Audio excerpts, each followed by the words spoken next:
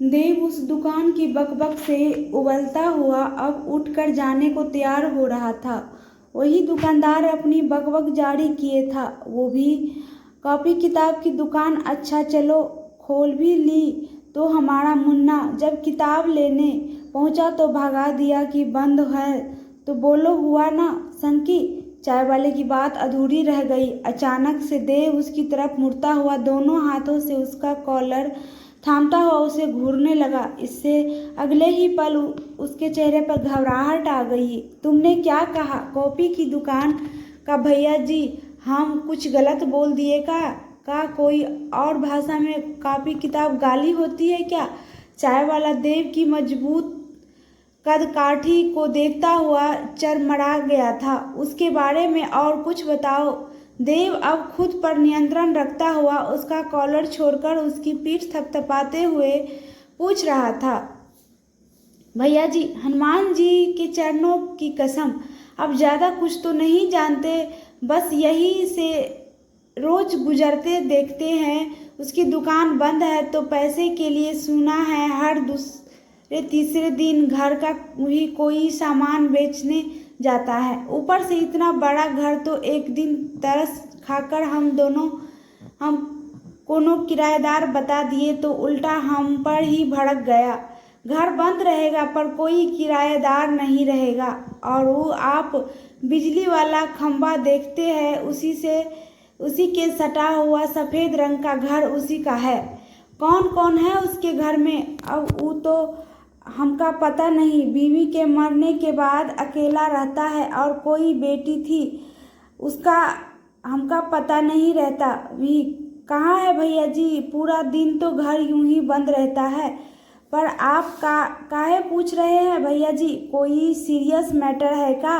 अब चाय वाला देव की उड़ी उड़ी हालत पर नज़र घुमाता हुआ पूछता है। लेकिन देव उसकी बात का कोई जवाब देने के बजाय कार्तिक को इशारा कर उस घर की ओर चल देता है। तब से देव की पूछताछ से कार्तिक बहुत उलझा हुआ दिखाई देने लगता था। वह देव के पीछे पीछे चलता बार बार उससे पूछ रहा था, पर कोई बात का जवाब देने के बजाय तने तेवर से अब वह दरवाजे के ठीक सामने खड़ा उस ताले को घूर रहा था। कार्तिक एक बार देव को देखता तो कभी दरवाजे पर जड़े ताले को। भाई तू ताले को घूर क्यों रहा है? आंखों से खोल देगा क्या? जिस हल्के तरीके से हंसते हुए कार्तिक ये बात कहता है, उसके विपरीत देव सख्त लहजे में कह उठा, पत्थर ला, ताला तोड़ना है। अबे क्या बात कर रहा है? देख, मैं न पत्थर लाऊंगा न ताला तोड़ूंगा। तू बहुत कर लिया। अब तू कोई मनमानी मुझसे नहीं करा सकता। ये सुन देव पीछे घूमकर अपनी सख्त आंखें कार्तिक के चेहरे पर गड़ा देता है। देव मैं पत्थर ले आऊंगा, अब तोड़ूंगा तो बिल्कुल नहीं। अपने में ही झुंझलाया कार्तिक कहीं से पत्थर का बड़ा हिस्सा ढूंढ कर लाता देव की तरफ बढ़ाता है। पर देव पत्थर लेने के बजाय उसे अभी भी घूर रहा था, जिससे कार्तिक उसके आगे गिड़गिड़ा उठा। देख मेरे भाई, मेरे खानदान में किसी ने दांत से नहीं अखरोट नहीं तोड़ा तो मैं ताला कैसे तोड़ूंगा? कार्तिक का मना करना बिल्कुल निष्फल रहा और बड़बड़ाते हुए उसे ताला पर चोट मारनी ही पड़ी। भाई देख, बहुत मुश्किल में फंस जाएंगे हम। यार ये क्या करा रहा है मुझसे? देख मेरे भाई, अभी भी मान जा। किसी के घर का ताला तोड़कर क्यों जेल का प्रोग्राम बना रहा है? अबे मैं एक दिन भी समोसा खाए बिना नहीं रह सकता, समझता क्यों नहीं? देव पर जैसे अब कुछ असर ही नहीं हो रहा था। वह किसी धूनी की तरह दरवाजे को धक्का देकर अंदर प्रवेश कर जाता है। कार्तिक को भी उसके पीछे पीछे घर के अंदर जाना पड़ता है। देव घर में प्रवेश करते एक सरसरी निगाह से उस घर की हालत देखता है। बाहर से बड़ा न दिखने वाला ये घर अंदर से वाकई बड़ा था। कमरे पार करता कार्तिक जैसे कुछ ढूंढ रहा था। कार्तिक भी चुपचाप उसके पीछे पीछे चल रहा था, क्योंकि उसे पता था वह कुछ पूछेगा भी तो देव कोई जवाब नहीं देने वाला। घर की हालत काफ़ी खराब थी। जगह जगह से प्लास्टर उखड़ा हुआ था, जिससे वह घर ऐसा गंदा दिख रहा था मानो सालों घर की सफाई न हुई हो। देव अब किसी चीज को पता उसे गौर से देख रहा था। वह कोई कंबल था, ये तो वही है, वही मतलब। संशय में पड़ा कार्तिक भी झुककर उसकी तरफ देखता है। उस रात जो अंधेरे में भिखारी बैठा था, बिल्कुल ऐसा ही कंबल था उसके पास। कार्तिक उस गंदे मटमैले कंबल को दूर से ही देखता बोलता है, इतना गंदा कंबल तो हर भिखारी के पास मिल जाएगा। देख देव, अब तेरी इंक्वायरी हो गई हो तो चले वापस। हो न हो उसी ने मेरे पीछे से वार किया होगा। कहीं ये बुढ़ा ही तो भिखारी बनकर नहीं वहाँ बैठा था। अब तक ताला तोड़ने की आवाज़ से वो चाय वाला उन दोनों को शक की नज़र से देखता पुलिस को फ़ोन कर चुका था। देव घर के काफ़ी अंदर तक हो आया, पर गंदे घर के सिवा उसे कुछ भी नहीं मिला। उसके दिमाग में प्रश्नों की अच्छी खासी खिचड़ी सी पक गई थी। जब बहुत देर तक उसे कुछ समझ नहीं आया तो कार्तिक की ओर देखता हुआ देव कहता है, चलते हैं। ये सुनते कार्तिक एकदम से मुस्कुरा पड़ता है। उसकी मन की मुराद जो पूरी हुई कि तभी एक साथ वे 12 बजे की अजान की आवाज़ को सुनते हैं, जिससे देव एकदम से चौंकता हुआ कार्तिक की ओर मुड़ता है। क्या हुआ? कार्तिक, मैं जब किसी अंधेरे कमरे में बंद था तब अंधेरे में मुझे कुछ दिखाई नहीं दिया, पर अनजान की आवाज़ मैंने सुनी थी, बिल्कुल ऐसे ही, इतनी ही दूरी से, मतलब कि तुझे यही रखा गया था। देव जल्दी से अब अच्छे से कमरे को खंगालने लगता है तो अगले ही पल उनकी आंखें हैरानगी से फैली रह जाती है। वे कमरे के कोने में कॉपियों का ढेर पाते हैं। देव उनके पन्ने पलटते और हैरान हो जाता है। वह बिल्कुल वैसे ही थे जिन पर नीमा के लिखे खत मिलते थे। वह जल्दी जल्दी सारी कॉपियों खंगाल डालता है कि सब कोड़ी कॉफ़ी भी बिल्कुल वैसी ही जैसी उसे अपनी तलाश के दौरान मिली थी। वह हर पन्ने को अच्छे से देखने लगा और उम्मीद से उसे फिर लिखा हुआ एक कागज मिलता है। नीमा का खत। अब हैरान दोनों एक दूसरे को देख रहे थे कि अचानक किसी आहट पर उनका साथ में ध्यान जाता है। अगले ही पल दोनों ने जो अपने सामने देखा उससे दोनों के पैर ही उखड़ गए। सामने एक इंस्पेक्टर के साथ 2 कांस्टेबल थे जो अपनी सख्त नज़र से उन दोनों को घूर रहे थे। इससे पहले वे कुछ पूछते या देव के कुछ जवाब देता, कोई अदनी सी आहट उन सबका ध्यान एक ओर ले गई। अब वे उस आवाज़ पर ध्यान लगाते उसकी दिशा का पता करते हैं तो आवाज़ किसी दरवाजे के पीछे से आ रही थी, जिसकी ओर वे सब तेजी से बढ़ जाते हैं। वह शायद बाथरूम था।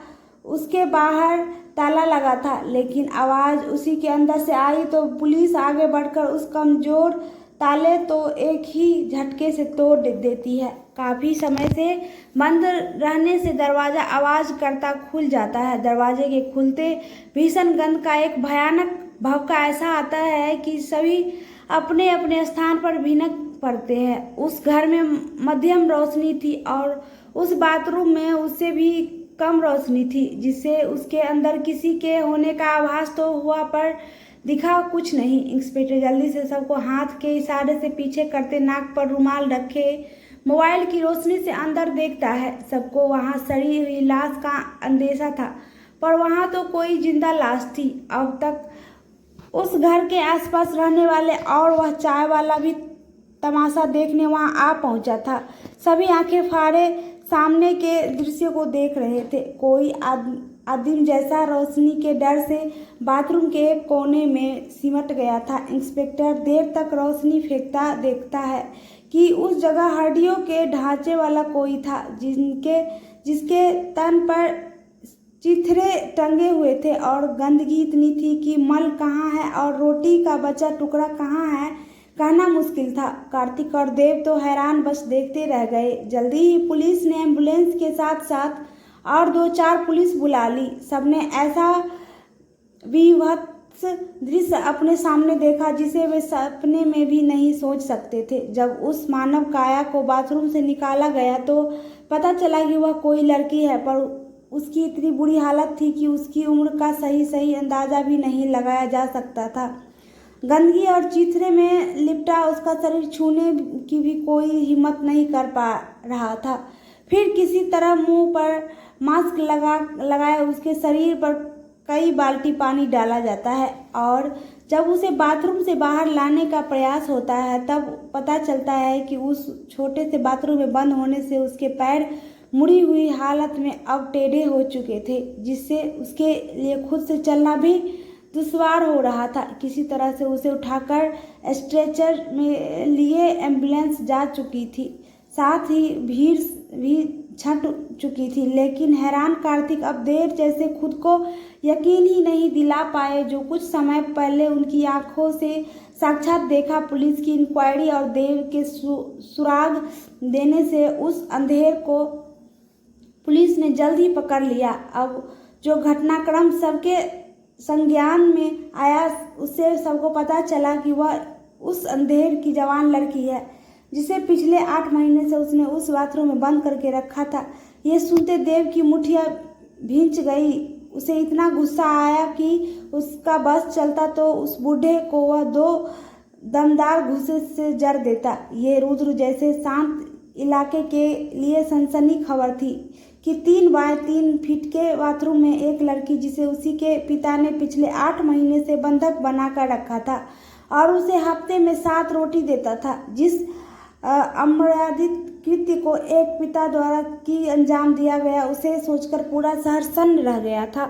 उसकी हालत इतनी खराब थी कि उसे रोशनी से डर लगता, जिससे उसे एक कम रोशनी वाले वार्ड में रखकर इलाज किया जा रहा था।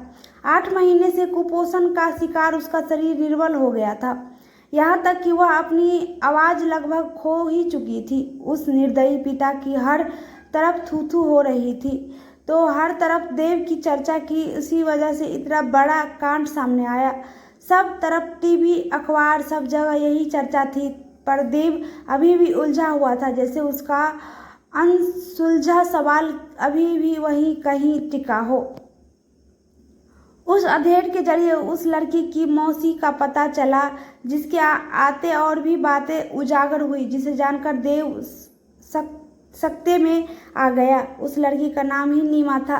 तो यही वो नीमा है जिसकी उसे तलाश थी, या उसी ने उसे तलाश लिया। ये सुनने के बाद देव उसे मिलने के लिए खुद को नहीं रोक पाया, पर उसकी खराब हालत के चलते देव बस दूर से ही उसे देख पाया। कांच के होल के पार निस्तेज बड़ी दुर्बल काया ही नीमा थी। अब सब कुछ धीरे धीरे उसे समझ आ गया कि उसी ने घर पर रखी सादी कॉपी के बीच बीच में ऐसा खत लिखा ताकि उसके पिता न देख पाए, और उसका पिता जब उन कॉपी को घर से हटाए तो वो पन्ने किसी के तो हाथ लग जाए। उसी के पिता ने देव का अपहरण किया और धमकाया ताकि वह नीमा से दूर रहे और उसे खोजने की कोशिश न करे। देव अब सब कुछ समझ चुका था कि नीमा ने अपने होश में रहने तक खुद को वहां से बाहर निकलवाने के लिए हद तक कोशिश की, और वे खत अनजाने में ही उसके पास आए।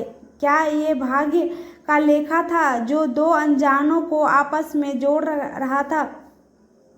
पर एक सवाल अभी भी उसके मन से नहीं हटा कि किस द के लिए वे खत लिखे गए। ये प्रश्न अभी तक अनसुलझा था, जो शायद नीमा के होश में आने के बाद ही पता चलेगा। ये सोचते सहसा देव की नज़र बेड के किनारे पर लटकी उसकी कलाई पर जाती है, जहाँ सच में द अक्षर खुदा हुआ था। देव कुछ पल तक उस ओर देखता सोचता रहा कि इतना प्यार था उसे किसी नाम से कि अपनी कलाई पर उसका नाम का अक्षर तक कुरेद लिया। घर आकर भी देव उदास बना रहा। तब माँ उसे मुख्य कमरे में लाती टीवी के सामने बैठा देती है, जहाँ कोई खबर चल रही थी। आखिर क्या होगी आगे की देव और नीमा की यात्रा?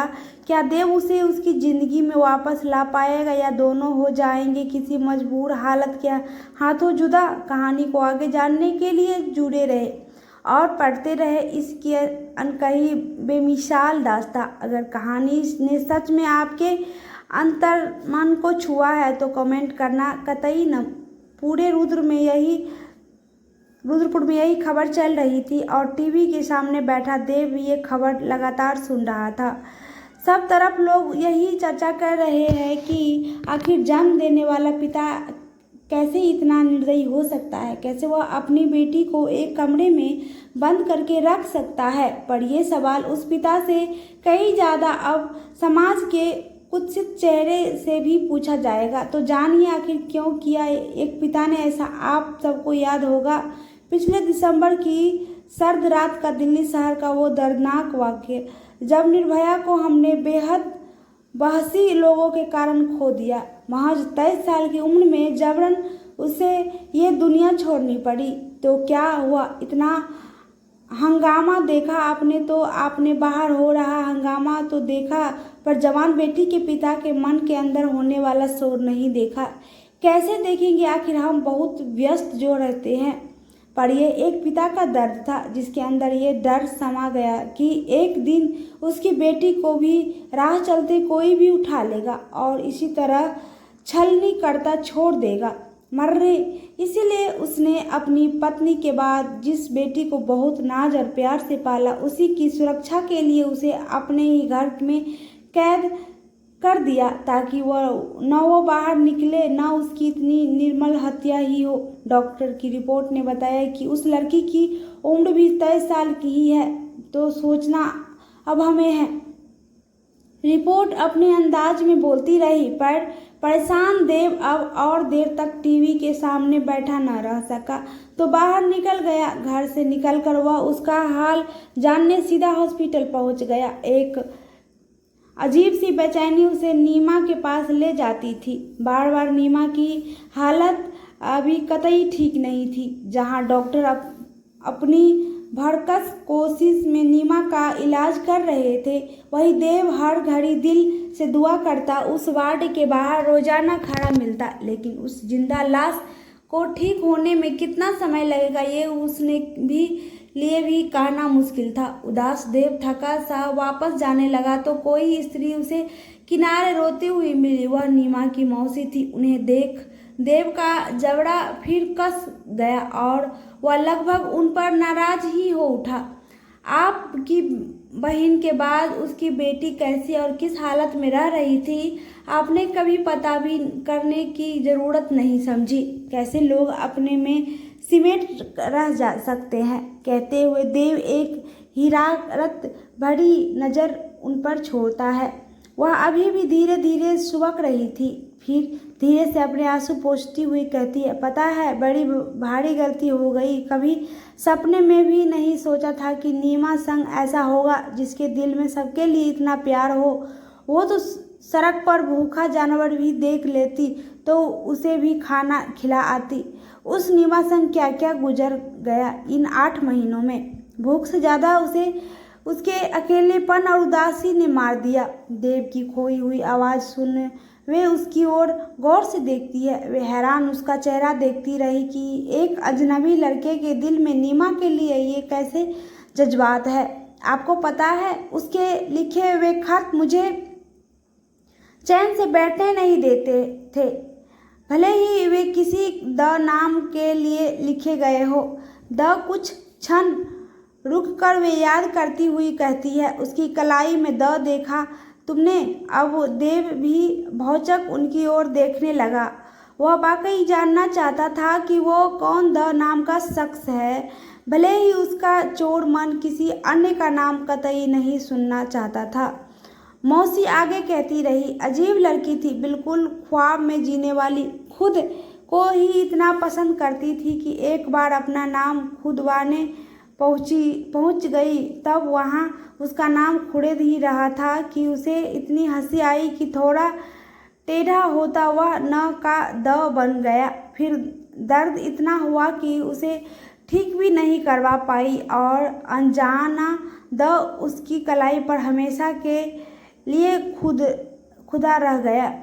देव ने सुनहरान नज़रों से उसको देखता सोचता रह गया कि क्या इस संजोग का होना भी कोई होनी है क्या? संजोग से न का द होने का भी कोई छुपा हुआ अर्थ है? नीमा ने अनजाने में ही मुझे ही पुकारा था। ये संजोग था या ईश्वरीय संदेश?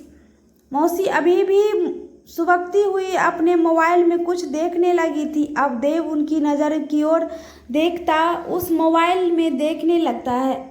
वह नीमा की तस्वीर थी जो स्क्रीन में दिख रही थी। देव ने कभी किसी परी की कल्पना तो नहीं की, पर सोचा जरूर था कि वो बहुत सुंदर होती होगी। नीमा भी बिल्कुल ऐसी ही मुस्कुराती बाहर की तरह उसे दिखी, जिसे देखते देव कहीं खो सा गया। उन बड़ी बड़ी चमकीली मुस्कुराती हुई आंखों को देखते उसे लगा वे आंखें उसे बड़ी उम्मीद से देख रही है। गहरे भूरे बाल हवा संग अटखेली करते मानो उसके जिस्म में लिपटने को बेशब्द दिखने लगे। उस पल कितने अनकहे जज्बातों से उसका मन गुजरने लगा। उस तस्वीर को लगातार देखते हुए उससे लगने लगा मानो वह अभी तस्वीर से बाहर निकल आई और उसका हाथ पकड़े कहेगी, चलो देव, मुझे दूर तक ले चलो, जहाँ हवाओं संग में दौड़ सकूं, नीले जल को छू सकूं, फिजाओं की खुशबू में तुम्हारे संग खो सकूं।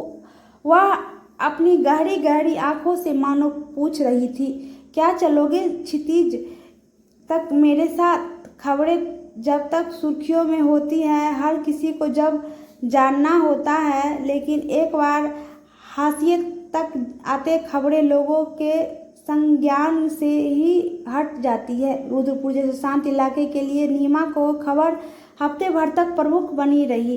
रिपोर्ट से लेकर हर शख्स को सब जाना था, लेकिन जल्दी ही खबरों से नीमा हटती गई। पर देव उसका ख्याल एक पल को भी अपने मन से न हटा पाया। वह बेचैनी में एक कमरे से दूसरे कमरा टहल रहा था। इस एक हफ्ते वह कई बार हॉस्पिटल गया, लेकिन नीमा से मिल नहीं पाया। डॉक्टर कुछ बता नहीं रहे थे, बस आईसीयू में नीमा के शिफ्ट होने की खबर मिली थी। ये सुनते देव के होश ही फक्ता हो गए। एक एक पल जैसे सांस पर सांस धरे वह बिताना हॉस्पिटल में आईसीयू के बाहर खड़ा डॉक्टर का इंतजार कर रहा था। बार बार नर्स अंदर जाती बाहर निकलती, पर उस सरकारी हॉस्पिटल में रुककर उसकी सुनने वाला कोई नहीं था। अब वह पुलिस ही आती थी और न नीमा के जानने वाले में से कोई मिलने आया था। आखिर बार वह उसकी मौसी से यही मिला था और उसके बाद से वे भी कभी उसे नजर नहीं आई। शीशे के पार बेचैनी में हाथ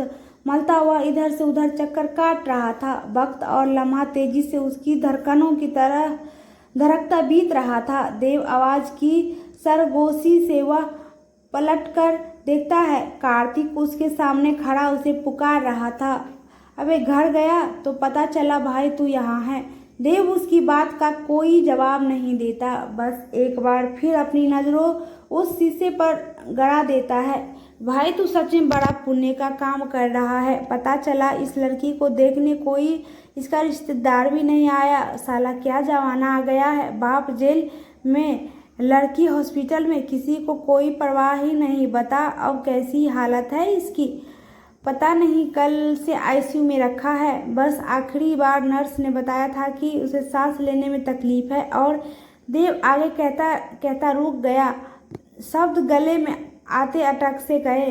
क्या सच में? अबे क्या लगता है लड़की बचेगी नहीं? कार्तिक चौंकता अब उसकी ओर देखता है तो देव सांस रोके सन्न उसे देखता रह जाता है।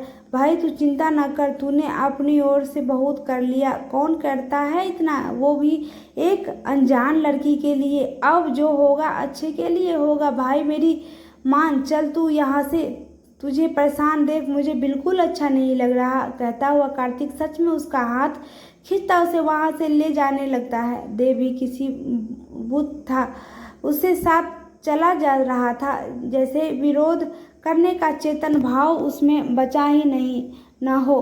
क्या सच में नीमा को वह फिर कभी नहीं देख पाएगा? क्या वह भी आंखें खोले उसे नहीं देख पाएगी?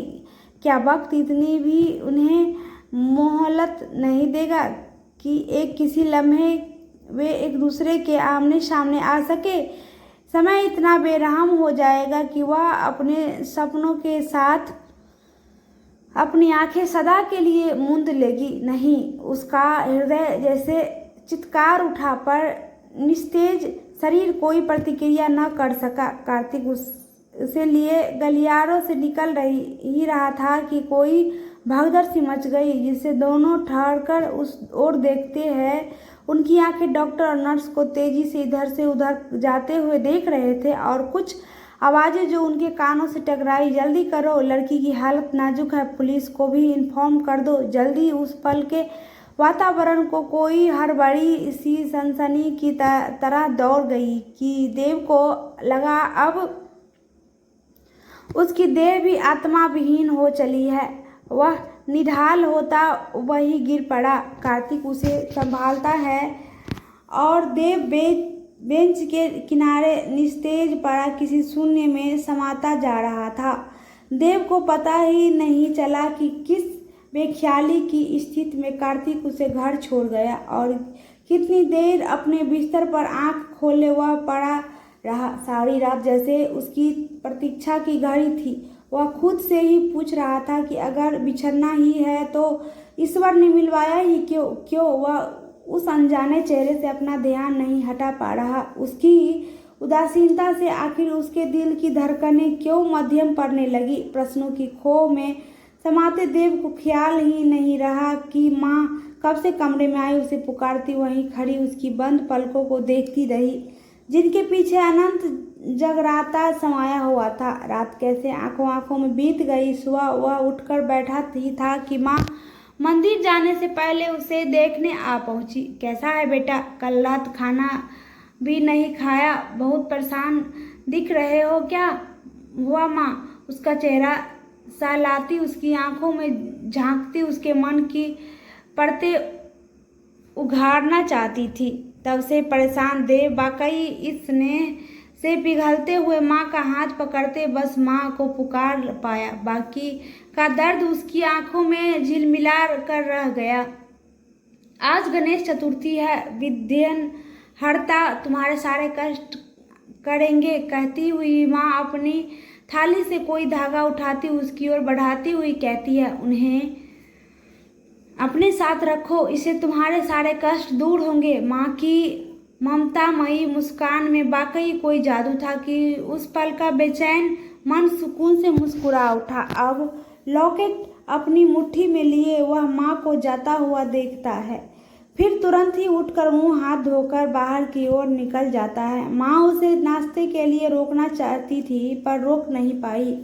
किशोर भी नाश्ता लिए खड़ा रह गया। बस उनका मन देव की दुआ कबूल हो जाने की मन प्रार्थना कर उठा। हॉस्पिटल पहुंचकर उसे कोई अलग खबर नहीं मिली। नीमा अभी भी आईसीयू में थी और डॉक्टर नर्स अभी भी इधर उधर भाग दौड़ कर रहे थे। फिर से देव उसी कांच के शीशे के पास आकर खड़ा होता, अपना चेहरा जमीन की ओर झुका लेता है, मानो मंदिर में खड़ा दुआ मांग रहा हो। समय बीतता रहा और हॉस्पिटल में अपनी रोजाना की चहलकदमी चलती रही। देव बस बीच बीच में अपनी कमीज की जेब में रखे लॉकेट को हथेली में निकाल कर आंखें बंद कर लेता। तभी अपने कंधे पर पड़ते दबाव से वह पीछे पलट कर देखता है। भाई तू कब आया? यहाँ सुबह से फोन मिला रहा हूँ, उठाता ही नहीं है। मुझे लगा था तू यहीं मिलेगा। कैसी है? अभी लापरवाही से पूछता कार्तिक अपनी मुट्ठी में फंसे चने को मुंह में डालता हुआ देव की ओर देखता है। पता नहीं, यहाँ कोई कुछ सुनता ही नहीं, बस तब से यही बता रहे हैं कि आईसीयू में है। उफ, मुंह गोल गोल करता कार्तिक अब आईसीयू के शीशे पर अपनी नज़र जमा देता है। तभी उस पार से एक वार्ड बॉय को आता देख वह उसकी ओर लपकता है। देव उसकी हरकत देखता है। इससे पहले कुछ समझता वह उससे कुछ खुसुर फुसुर करता दिखा। देव देखता है कि ऐसा करते कार्तिक वार्ड बॉय की पॉकेट में कुछ डालकर अब मुस्कुराते हुए उसकी ओर वापस आ रहा था। चल कहाँ? देव वहाँ से 2 कदम भी नहीं हिलना चाहता था, लेकिन कार्तिक उसे वहाँ से हटाता हुआ बोलता है, अबे वो लड़की है ही नहीं यहाँ पर, तो तू यहाँ खड़ा किस लिए है? जिस बात को कार्तिक आसानी से कह गया, उसे सुनते देव का हौसला पल में ध्वस्त होता दिखा। लगा वह गश्त खाता यही ढह जाएगा। क्या कह रहा है तू? एकदम सच्ची खबर है। उसकी पॉकेट में 50 रुपये अंदर और एक खबर बाहर। देव हैरान उसकी बात सुनता रहा। वो तो कल रात ही ठीक हो गई थी, इसलिए रात में ही उन लोगों ने उसे वार्ड में शिफ्ट कर दिया। अबे सरकारी हॉस्पिटल में जबरदस्ती थोड़े ही आईसीयू में रखेंगे। देखा तो मिनट में खबर ले आया। भौं उचकाते कार्तिक उसकी ओर देखता है और देव जैसे अपनी सांसों को संभालता उसे लिपट ही जाता है। उसके पास शब्द नहीं बचते अपनी भावनाओं को व्यक्त करने के लिए।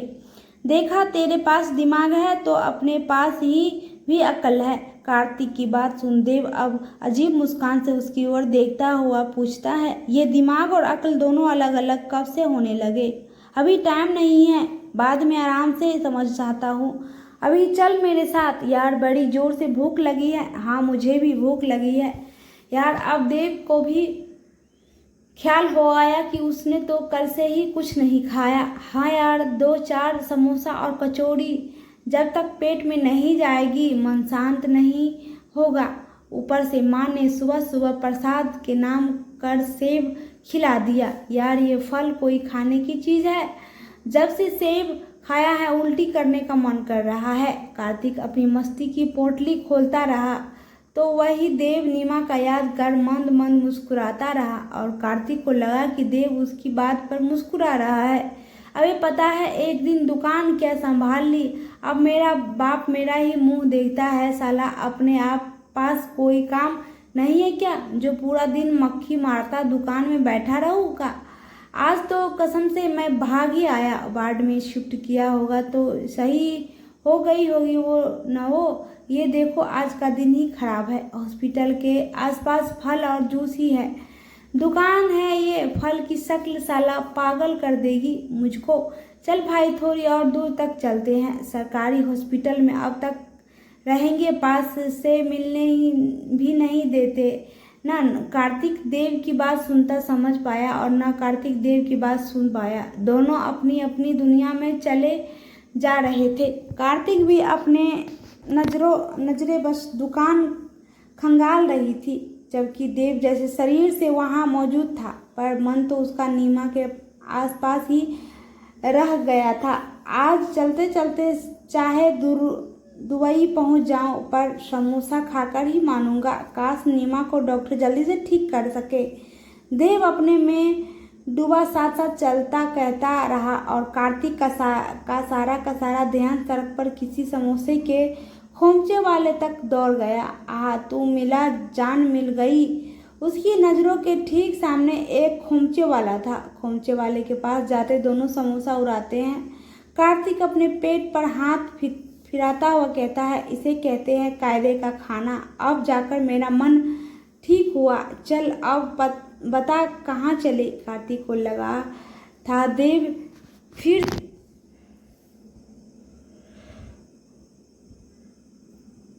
ताल की ओर जाने या अपने पिता की दुकान तक जाने को कहेगा, पर उसकी सोच से विपरीत देव फिर से हॉस्पिटल की ओर बढ़ जाता है।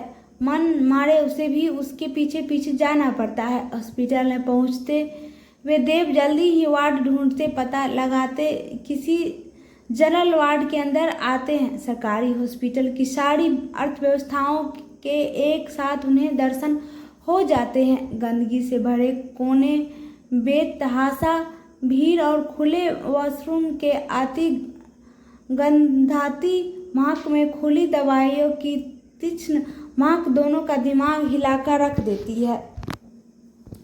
नीमा को उसी जनरल वार्ड के कोने में रखा गया था जहाँ की खुली खिड़की के पास कोई आधी सूखी बेल इधर उधर डोलती जैसे मुश्किल खुद को उस माहौल में जिंदा रखे थी। देव आगे बढ़ता ही है कि कोई नर्स उसे पीछे से टोकती है, अभी उधर नहीं जाना है। दोनों एक साथ उस आवाज़ की ओर मुड़ते हैं।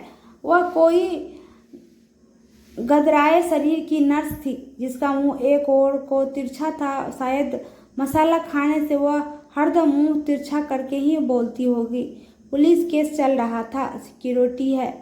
दोनों अजीब सा मुंह बनाए उसकी ओर देखते हैं, जो अब भिखारी की सूखी बेल के पास कुर्सी पर उगते किसी मरियल कांस्टेबल की ओर इशारा करती है। ये मरियल सिक्योरिटी है। कार्तिक से बोले बिना नहीं रहा जाता, लेकिन उसकी बात सुनकर मुंह बनाती हुई नर्स नीमा की ओर बढ़ती हुई बोलती है, अब मुझे क्या, बस जो पुलिस बोली बता दिया मैंने, जाओ, इससे अभी कोई नहीं मिल सकता। ये सुनते दोनों अपना सा मुंह लिए बाहर आ गए। उस वक्त देव सबसे बेबस नजर आ रहा था।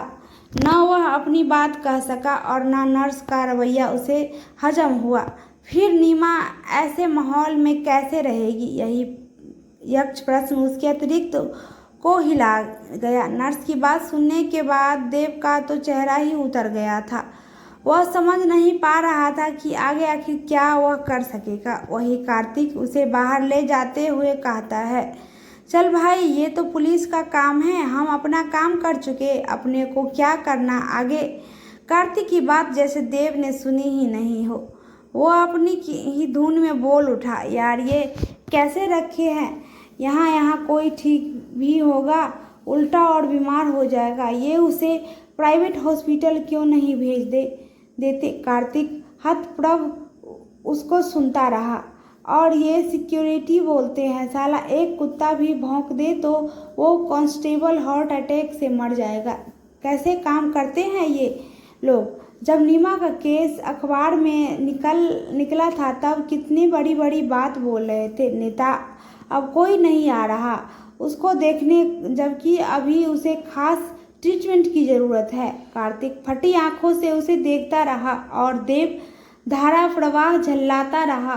पागल है सारे में, कह सकता ये तो जिंदा उसे मार देंगे, उसे ऐसे नहीं रहने दे, कुछ तो करना होगा भाई। देव यार, तुझे हुआ क्या है, कहीं तुझे उस लड़की से प्यार व्यार तो नहीं हो गया। देख मेरे भाई, हाँ मत बोलियो वरना अपना हार्ट अटैक हो जाएगा। एक तू ही मेरा दोस्त है, वो भी किसी और का हो गया तो मेरा क्या होगा। कार्तिक सच में देव की आंखों को पढ़ने की कोशिश करने लगा, जहां कुछ बदले हुए भाव से जिन्हें अभी तक वह देखकर ही भी अनजान बना हुआ था।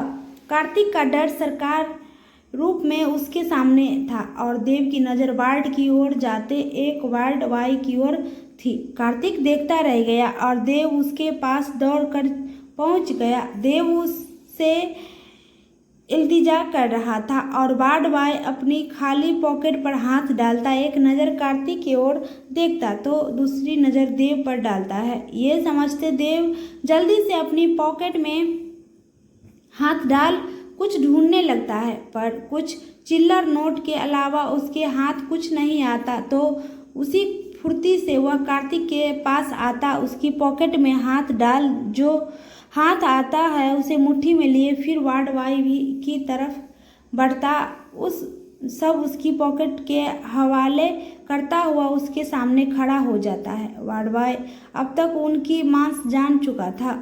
इससे बिना लाग लपेटे वह बोलता है, देखो भाई, ये है अंडर पुलिस केस, ज़्यादा कुछ तो कर नहीं सकता है। इतना बता दूँ, लड़की ठीक है और अगर कोई रिश्तेदार ने दवा नहीं किया तो इसे जल्दी ही सुधार गृह भेजने वाला है। ठीक है, मतलब अभी कहाँ ठीक है, उसे खास इलाज की ज़रूरत है तो भैया ये सरकारी अस्पताल है, इतना ही हो पाएगा, देखा जाएगा। तो लड़की अभी तक बोली भी नहीं, कुछ तो क्या करे, आए कोई रिश्तेदार ले जाए और कराए इलाज। बाकी यहाँ कुछ नर्स को तो दोगे तो जब तक यहाँ रहेगी उसका थोड़ा अलग से ख्याल रख लेगी। बस वार्ड बॉय अपना आखिरी शब्द यूँ खत्म करते वहाँ से ऐसे निकलने लगा जैसे इतने पैसे का इतना ही बोलना बनता है। देव उसे रोकता रह गया पर वह आगे बढ़ गया। कार्तिक हैरान सारा मजारा देखता रहा कि कैसे अब वह आती नर से प्रार्थना कर रहा था और वह भी इधर उधर नज़र घुमाकर जैसे उसकी बात को अनसुना कर रही थी। तब बचे कुछ नोट उसकी ओर बढ़ाता, आंखों से इल्तिजा दोहराता। अब वह आखिरी नज़र नीमा की ओर डालता, थके कदमों से बाहर निकल रहा था। उस पल कार्तिक को लगा ये साथ चल रहा शख्स उसका यार तो कतई नहीं है। वह शब्दों से अपनी नाराजगी बयां कर उठा।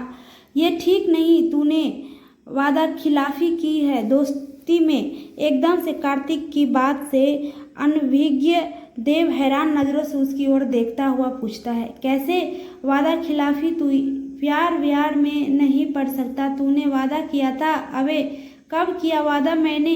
जब मेरी कोई गर्लफ्रेंड नहीं तो तेरी कैसे हो सकती है? यही मौन वादा हुआ था अपने बीच, सब बोलकर थोड़े ही कहा जाता है। कार्तिक की बात सुन उसे देव हंसे बिना न रह सका।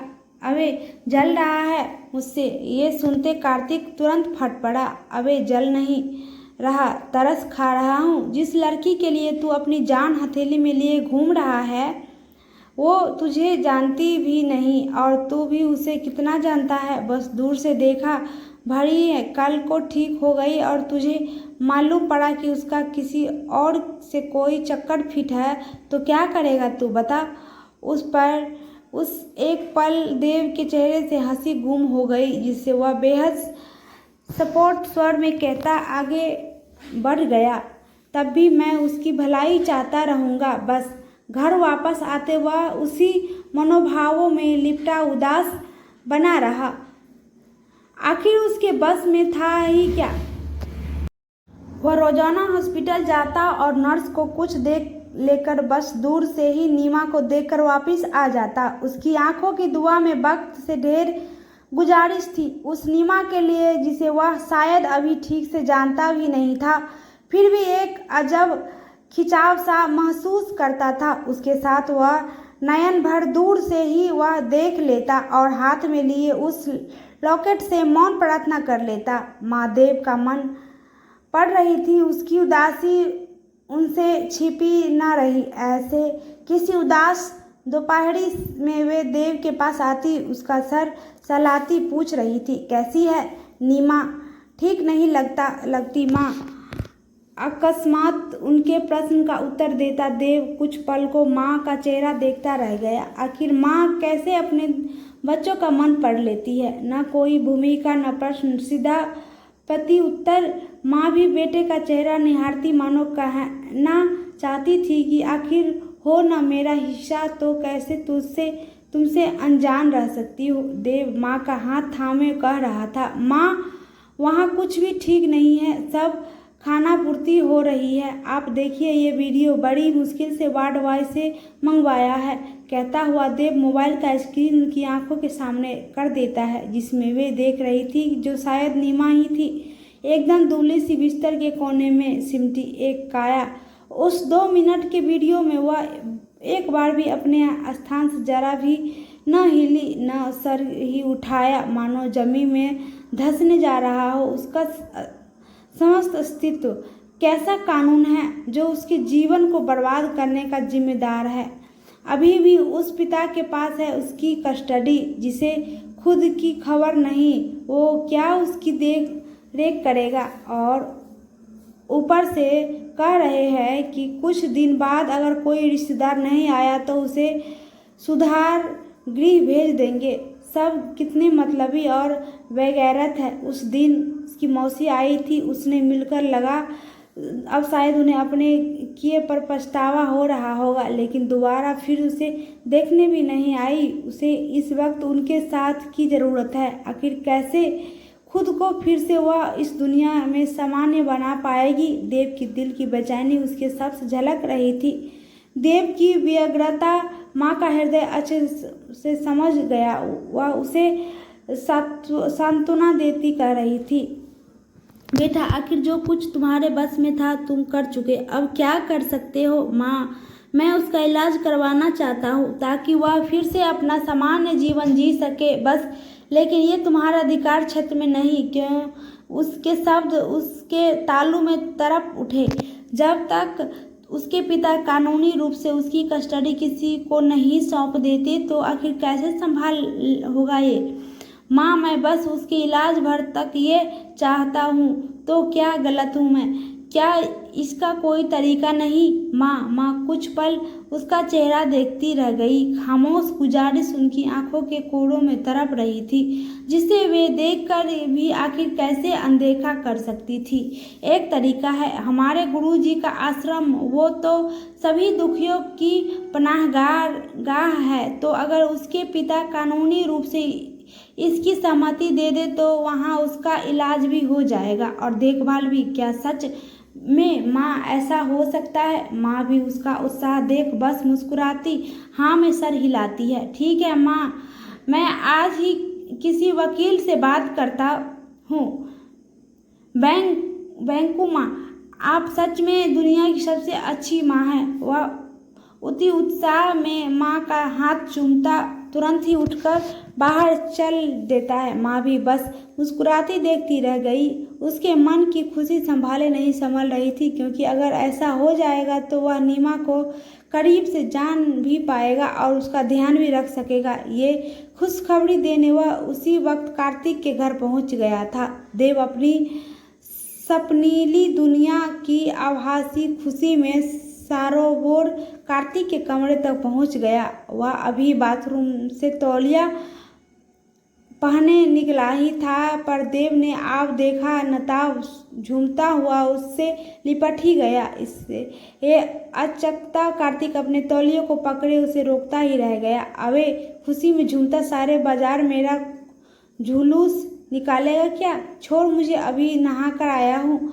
आज तेरा 7वां दिन हो गया क्या? कैसे नहा लिया तू? देव कसकर मुस्कुराते हुए बोला। अरे 3 दिन पहले ही नहाया था, पर क्या करे, अम्मा पीछे पड़ गई। आज गणपति विसर्जन है, अगर आज नहीं नहाया तो रात में ठंडे पानी की बाल्टी डाल देगी। क्या करता वे नहाना पड़ा। पर तू इतना खुश क्यों है? क्यों, तेरे को जलन हो रही है क्या?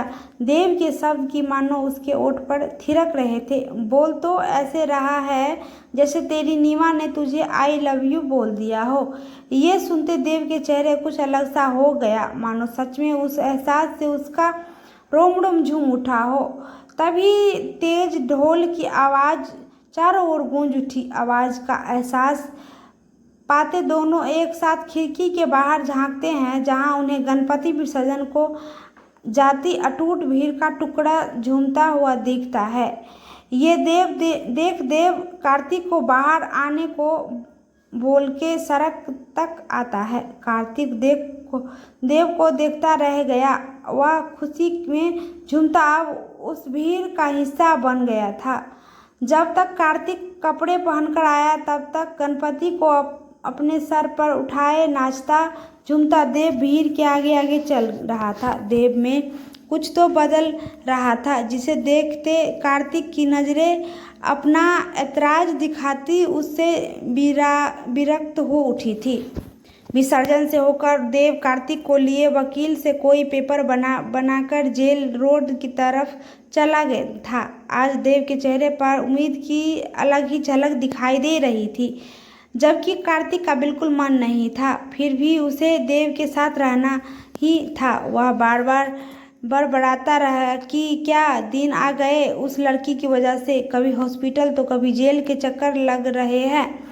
लेकिन इस सबसे विरक्त देव को बस नीमा की धुन सी सवार थी। वह जेल अधीक्षक के सामने सारे पेपर दिखाते अपनी माँ को यहाँ आने के लिए फ़ोन लगाता है। जब तक वे आता, देव अधीक्षक के इंतजार में उसके ऑफिस के बाहर बेचैनी में चक्कर लगा रहा था। आने वाले चक्कर वक्त से उसे बहुत उम्मीद था। उसके मन में विश्वास का दिया जल रहा था कि अब वाकई वह नीमा के लिए कुछ कर पाएगा।